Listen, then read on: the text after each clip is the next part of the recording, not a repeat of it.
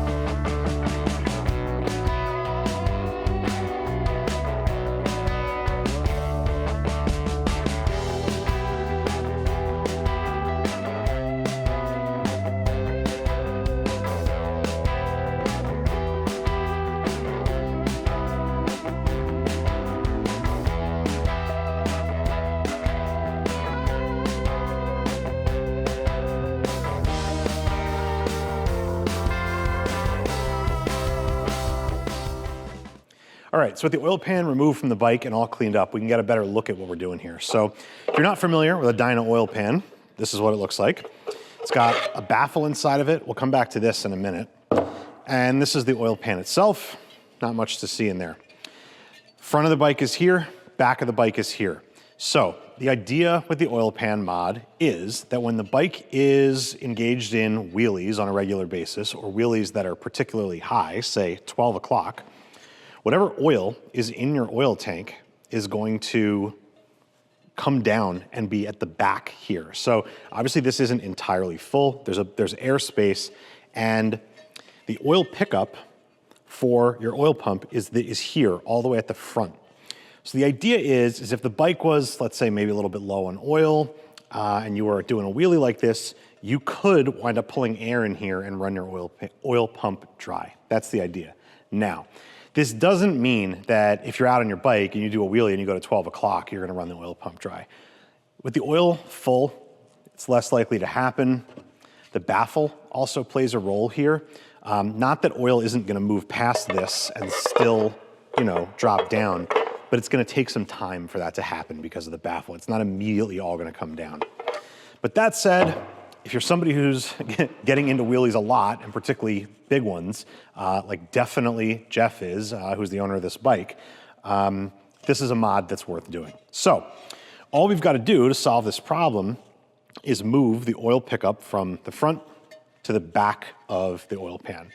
And while that might be complicated with a whole bunch of plumbing to have to put a new pickup in over here, it's probably going to be solved really easily by just installing a pickup tube.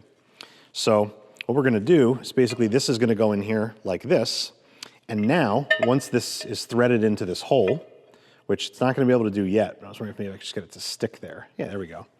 It'll look something like that. So now your oil pickup is down here at the bottom. When the bike is sitting flat, it doesn't change it. Front to back doesn't matter where the oil gets picked up from. But when you're in this position, you're definitely 100% safe all the time. So what do we have to do to get this in? It's pretty simple. This hole is coincidentally, ironically, or I guess for all of us, luckily, already a size where it can be tapped to accept a regular NPT pipe nipple, which is what this is. So different bikes are going to be different. I'm pretty sure certain years might use a different size, but on these early Dynas that we've been doing, it's a 1/4 NPT is the size pipe nipple you need. So what this is a 6-inch, 1/4-inch NPT, 6-inch long pipe nipple.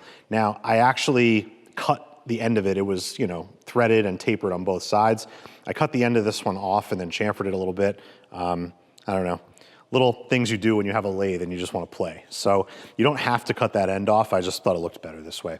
So this will then get threaded in once we get the hole tapped. So you just got to get yourself a 1/4-inch NPT tap, run it in here, and you'll have the hole threaded. Obviously get it cleaned out really well and install this. One last piece is, obviously this isn't going to go through here, so we're just going to have to cut this and notch it so that we can get this tube to go through it. So we'll show you all that as we do it. Chris is going to keep working on this while I go back and jump on something else. So we'll give you guys some footage of how this is done, and then we'll check back in.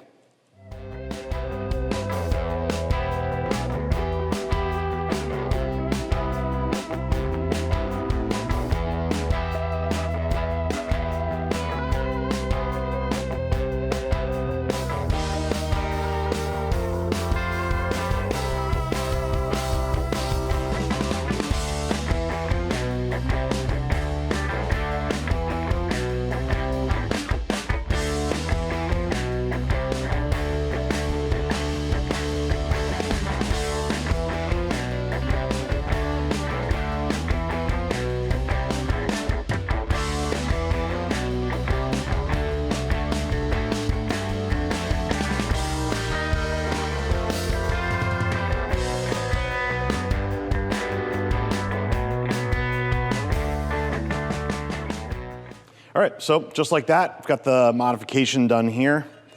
Got our threads put in, and I'll show you how the tube goes in. So when we do the final assembly on this, it'll get thread locker, but this is just for demonstration purposes now. So you can see that sits in there like that. It's snugged. You can still see, hopefully there's some threads showing on here so that you know it's actually snugging in the threads and it's not bottoming out and running out of threads. So that's good. It should work really well. Hopefully it makes sense what the theory is of this, that it just moves your oil pickup from the front to the back so that when you're standing up like this, it's picking up oil from down here as opposed to from all the way up here. Pretty straightforward. So last detail is getting this little channel cut into the baffle. And it's gonna be hard to see this on camera maybe, there's just no contrast. But hopefully you can see right through there.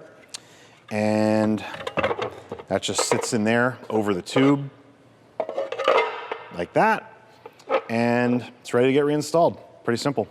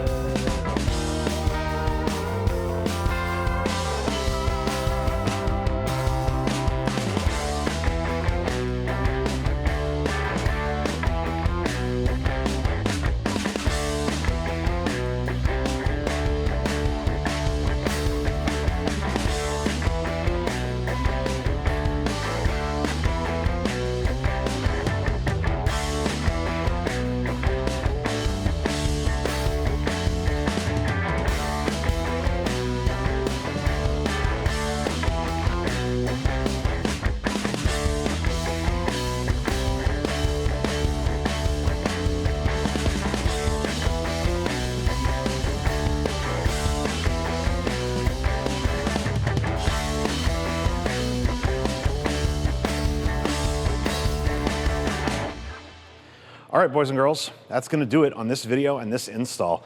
As you can see, it's a pretty simple job to do. Don't need a ton of specialty tools or anything like that, just a few things to get this done. And as far as cost goes, well, I think the oil pan gasket itself is probably the most expensive part of the whole job. So this is definitely not a modification that everybody needs, but for that select group of people who do, it can probably be a lifesaver. So on a bike like this, for who it's built for and what it's built for, definitely a critical install to do. So I'm glad we knocked it out. And we're gonna move on to some other projects on this bike. So not sure what the next job is gonna be, but we're gonna keep filming pretty much everything we do on this bike individually, project by project, so that you guys can kind of pick and choose what you wanna watch. So not sure if this format is gonna work or if sort of just condensing 8 hours of footage into like a 1 hour voiceover type thing is gonna be better. We've done it one way, we're gonna do it the other way now, so we'll see how it goes. But in any event, as always, thank you for watching, and we'll see you on the next one.